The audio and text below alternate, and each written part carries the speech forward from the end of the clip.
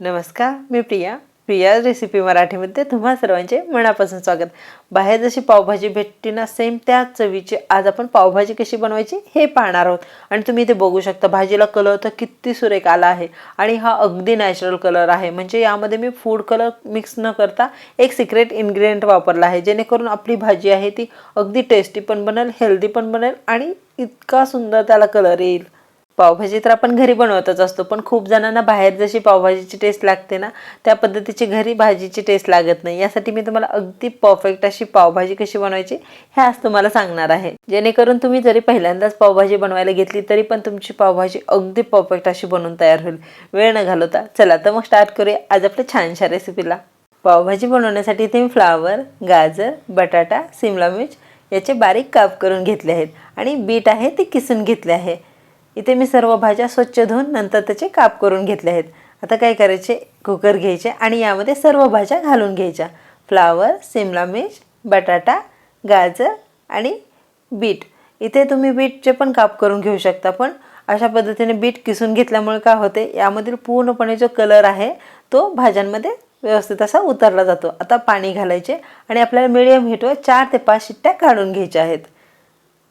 आता इथे मी बारीक चिरलेला कांदा घेतला आहे, तसेच बारीक चिरलेला टोमॅटो, अद्रक लसूण पेस्ट, लाल मिर्च पावडर, पावभाजी मसाला आणि चवीनुसार मीठ। इथे मी मीडियम हीटवर 4 ते 5 शिट्ट्या काढून घेतल्या आहेत आणि तुम्ही इथे बघू शकता भाज्या आहेत त्या व्यवस्थित अशा शिजल्या आहेत। आता काय करायचं, पोटॅटो मॅशर घ्यायचा आणि याने सर्व भाज्या आपल्याला मॅश करून घ्यायच्या आहेत।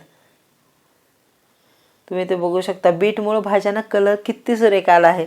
आता यामधील मी जे पाणी आहे ते काढून घेत आहे, यामुळे काय होते, ज्या आपल्या भाज्या आहेत त्या व्यवस्थित अशा मॅश होतात। नाहीतर यामध्ये पाण्याचे प्रमाण जास्त असल्यामुळे काय होते, भाज्या व्यवस्थित अशा मॅश नाही होणार। ते पोटॅटो मॅशर आपण यामध्ये घातलं की भाज्या सटकल्या जातात पाण्यामुळे। यासाठी मी यातील पाणी आहे ते निथळून काढले आहे आणि नंतर भाज्या मॅश करून घेतल्या आहेत। आता भाजी बनवून घेऊ, यासाठी इथे मी कढई गरम करून घेतली आहे, यामध्ये तेल घालून घेऊ। तेल गरम झाले की आता यामध्ये आपल्याला बटर घालून घ्यायचे आहे। पावभाजी बनवत आहोत त्यामुळे इथे बटरचा तर जास्त वापर झालाच पाहिजे। बटर आपल्याला पूर्णपणे मेल्ट करून घ्यायचे आहे। बटर मेल्ट करून झाले की यामध्ये बारीक चिरलेले आपल्याला कांदे घालून घ्यायचे आहेत। इथे मी 2 मीडियम साईजचे जे कांदे आहेत ते बारीक चिरून घेतले आहेत। आता या कांद्याला आपल्याला 3 ते 4 मिनिट सोनेरी कलर येईपर्यंत परतून घ्यायचे आहे। पावभाजी बनवताना तुम्हाला जर यातील एखादी भाजी आवडत नसेल तर तुम्ही स्किप केली तरी चालेल, पण पावभाजीमध्ये जेवढ्या जास्त भाज्या आपण वापरतो तेवढी त्याची टेस्ट आहे ते एनहान्स होते। आता इथे साधारण 3 ते 4 मिनिट झालेले आहेत आणि कांदा व्यवस्थित असा परतला आहे। आता यामध्ये टोमॅटो घालून घ्यायचे, तसेच अद्रक लसूणची पेस्ट घालून घ्यायची। आता यामध्ये टोमॅटो घातल्यानंतर टोमॅटो पूर्णपणे मऊ झाले पाहिजे इतपत आपल्याला हे परतून घ्यायचे आहे। आणि अद्रक लसूणची पेस्ट कधीच तेलामध्ये अगोदर नाही घालायची, नाहीतर काय होते ते कढईच्या तळाशी चिटकून बसते। यासाठी आपल्याला कांदा परतून झाल्यानंतरच टोमॅटोसोबत अद्रक लसूणची पेस्ट घालून घ्यायची आहे। ही टिप्स तुम्ही इथे लक्षात ठेवा। आता यामध्ये सुके मसाले घालून घेऊ। 1 चमचा लाल तिखट, 4 चमचे पावभाजी मसाला आणि चवीनुसार मीठ। आता हे जे मसाले आहेत आपल्याला कांदा आणि टोमॅटोसोबत व्यवस्थित असे मिक्स करून घ्यायचे आहेत। मसाले कढईच्या तळाशी चिटकू नये म्हणून यामध्ये काय करायचे, थोडेसे पाणी घालून घ्यायचे। आपण जे भाज्यामधील पाणी काढून घेतले होते तेच मी यामध्ये घालून घेत आहे। आता हे व्यवस्थित असे एकजीव करायचे आणि या कढईवरती आपल्याला झाकण ठेवून मसाल्यांना तेल सुटेपर्यंत हे व्यवस्थित असे शिजू द्यायचे आहे।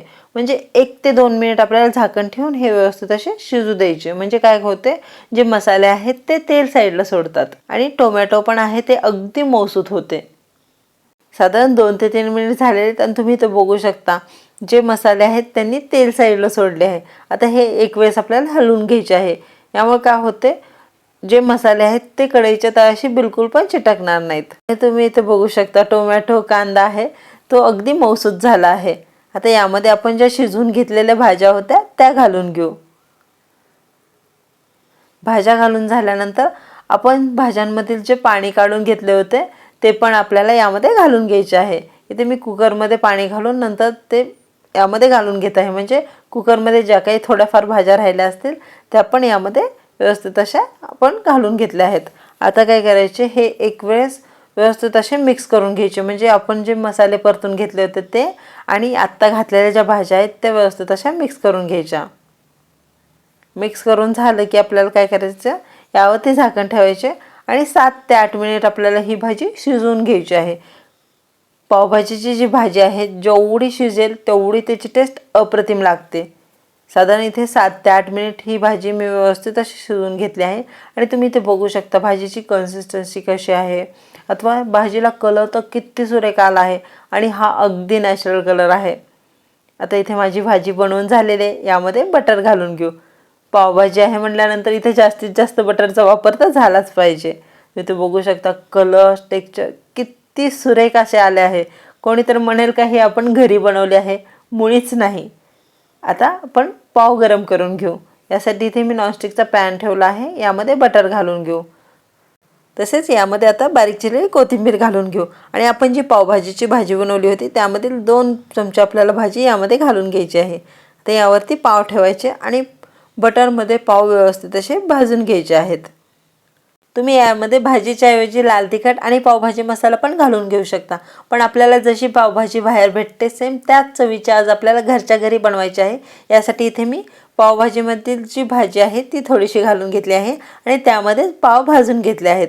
आता हे पाव भाजून झाल्यानंतर आपल्याला काढून घ्यायचे आहेत. या पद्धतीने तुम्ही पाव एकदा तरी नक्की भाजा.